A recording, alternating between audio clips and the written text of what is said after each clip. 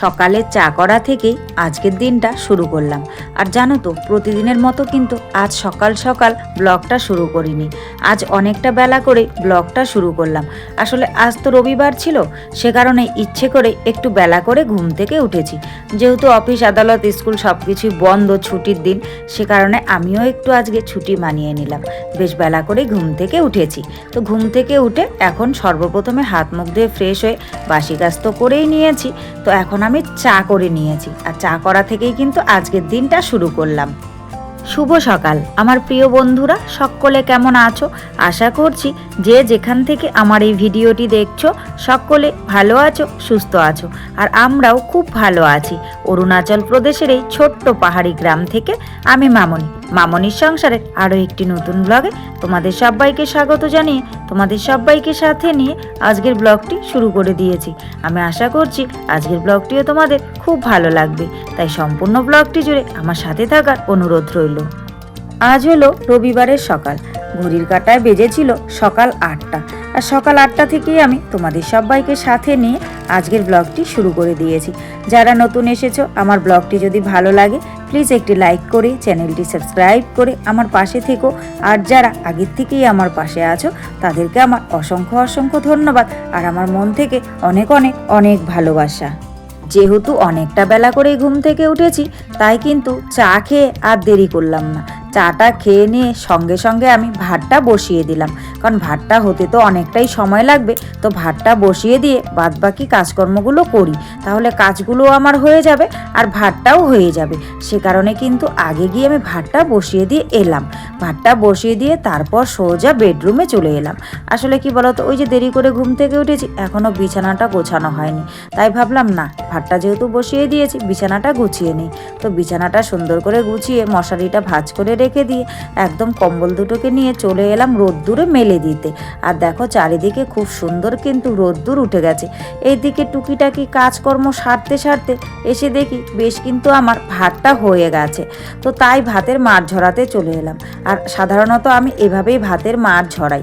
এই কাজটা তোমাদের সঙ্গে কোনোদিন শেয়ার করিনি, তাই ভাবলাম যে না, কিভাবে আমি ভাতের মাড় ঝরাই সেটাও তোমাদের সঙ্গে শেয়ার করি।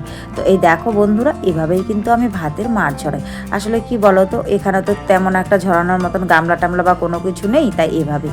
তো ভাতটা আমার হয়ে গেছে। সবজি টবজি এখন আর রান্না করব না, কারণ কর্তামশাই বাজারে গেছে, কি আনবে, তারপর দুপুরে রান্না টান্না হবে। আর এই যে এক্সট্রা কাজ কুলগুলো, এই কুলগুলো রোদ্দুরে মেলে দিলাম। তো মেলে টেলে দিয়ে সোজা বেশ কিছু কাপড় জমেছে, কাপড়গুলো কাচতে কিন্তু এই দিকটায় চলে এলাম। আর জানো তো, ভাতটা শুধু রান্না করেছি কেন বলো তো? তো তোমরা হয়তো ভাবছো যে শুধু ভাত কি দিয়ে খাবে। আসলে কালকে রাত্রিরে যে সবজি রান্না করেছিলাম, কালকে রাত্রিরে না মাছ এনেছিল, মাছের তরকারি রান্না করেছিলাম। রাত্রিরে খাওয়ার পর আরও 2 পিস মাছ আর ঝোল রয়ে গেছে, মানে সবজি আর কি। যে সবজিটা রয়ে গেছে সকালে খাওয়া দাওয়া হয়ে যাবে। আর আজ সকালবেলায় কর্তামশাই আর ভাত খাবেন না, কারণ উনি কিন্তু পুরি সবজি খেয়ে নিয়েছেন সকালে, একবারে দুপুরবেলায় খাবেন। তো আমরা 2 মা মেয়েতে খাবো, যে তরকারিটুকু আছে সেইটুকু দিয়ে হয়ে যাবে। সে কারণে সকালবেলাটায় শুধু ভাত বানিয়ে নিলাম। তো এইগুলো কাচাকুচি করে তারপর কিন্তু মা মেয়েতে মিলে খেয়ে নেব। আর আজ তো অনেকটাই বেলা করে ঘুম থেকে উঠেছি, আর ঘুম থেকে উঠে দেরি করে আমি চা খেয়েছি, আর মেয়ে ওই বিস্কুট খেয়েছে। তো সে কারণেই মেয়েও বলছে একটু দেরি করে খাই মা, এখনও খিদে পাইনি। তো সে কারণে একটু বেলা করেই খাবো। তো ভাবলাম বসে থেকে আর লাভ কি, এই জামা কাপড়গুলো কেচে দিই, কারণ বেশ কিছু জামা কাপড় আছে, তবে বেশিরভাগটা তো কালকেই কেচে দিয়েছি। আজ খুব বেশি নেই, ওই কালকে যে কয়েকটা ওই মেয়ের স্কুল ড্রেস আর সোয়েটারটা ছিল, আর আর্ধেক স্কুল ড্রেস তো আমি কালকেই কেচে দিয়েছিলাম। তো ওগুলোকে সুন্দর করে সাবান লাগিয়ে এখানে কিন্তু আমি কেচে দিলাম। আর এই গেঞ্জিটা কালকেই পরেছিল, শনিবার করে এই মানে গেঞ্জিটা পরা হয় তো স্কুল ড্রেস হিসেবে, তো সে কারণে এটা তেমন একটা নোংরা হয়নি। তো যাই হোক, কাছাকাছি কমপ্লিট করে নিয়ে এখন সোজা চলে এলাম এই দিকটায় মেলতে। আর সকালের দিকটায় তোমরা দেখেইছিলে যে আমি যখন কম্বলগুলো মেলে দিয়েছিলাম, এক সাইড করে কিন্তু মেলে দিয়েছি। কেন বলো তো, কারণ আমার তো জানাই আছে যে আজও কিছু কাপড় চোপড় আমাকে কাচতে হবে, কেচে মেলতে হবে, তখন আবার সরাসরি করতে হবে। তো একবারে সাইড করে মেলে দিই, তাই সাইড করে মেলে দিলাম। আর তারপর ওই কাচাকুচির কাপড়গুলো সুন্দর করে মেলে দিয়ে এসেছি। আর এই যে কাল যে কাচাকুচিগুলো করেছিলাম না, এগুলো তো শুকিয়ে গেছিলো, এনে ওভাবেই রেখেছি। কাল আর ইচ্ছে করছিল না, এগুলো ভাঁজ টাজ করে সুন্দর করে রেখে দিই। তো বিছানাটার ওপরে রেখেছি, দেখি অগোছালো হয়ে পড়ে আছে। ভাবছি যে না, এখন তো মোটামুটি কাজ হালকা, কর্তামশাই এখনও আসেনি, আর জানি না কেন অনেকটাই লেট হচ্ছে। তো আসলে পরে যেহেতু রান্না বান্না করব, তো চলো এগুলোকে সুন্দর করে গুছিয়ে নিই। তাই দেখো বিছানায় বসে ভাঁজ করে গুছিয়ে দিচ্ছি। যদিও এগুলো নিত্য প্রয়োজনীয় ব্যবহারিক কাপড়, তবুও কিন্তু এভাবে অগোছালো করে রাখতে ভালো লাগে না।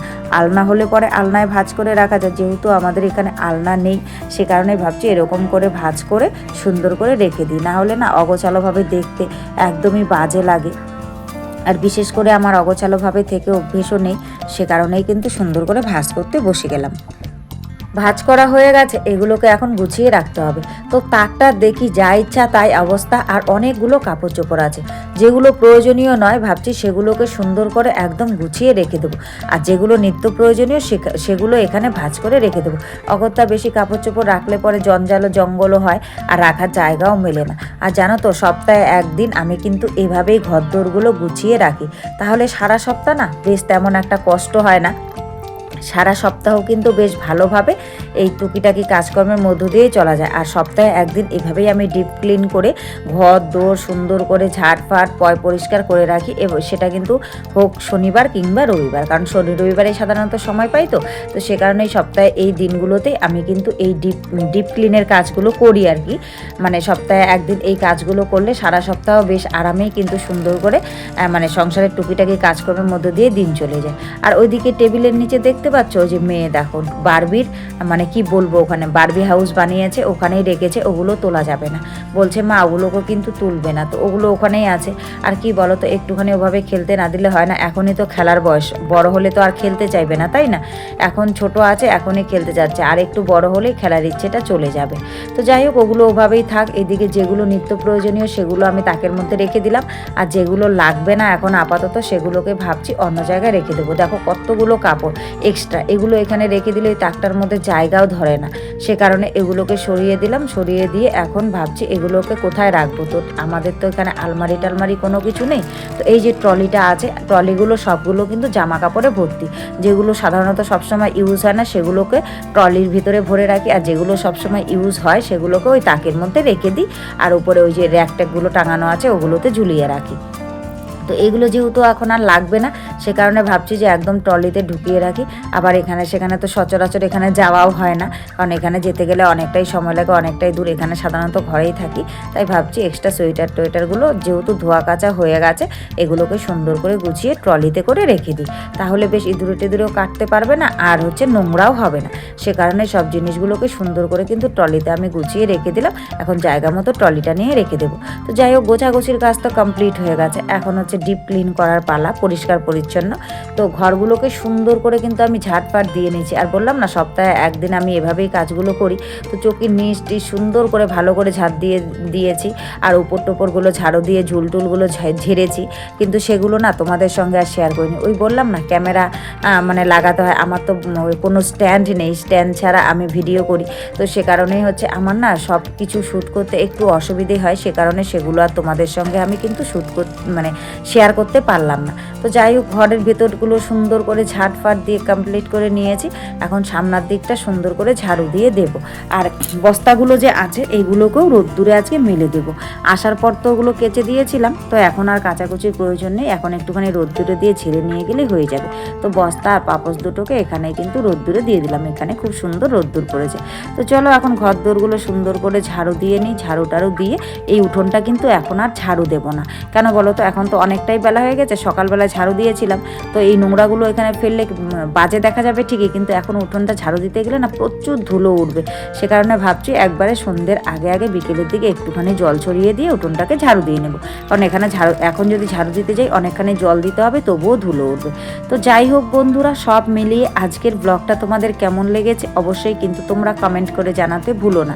আর আজকের ব্লগে যদি কিছু ভালো লাগে তাহলে প্লিজ একটা লাইক করো, কমেন্ট করো, শেয়ার করো, আর আমার চ্যানেলটিকে সাবস্ক্রাইব করে এভাবেই আমার পাশে থেকো। সকলে ভালো থেকো, সুস্থ থেকো, তোমাদের পরিবারের সকলকে নিয়ে ভালো থেকো। তোমাদের সঙ্গে দেখা হচ্ছে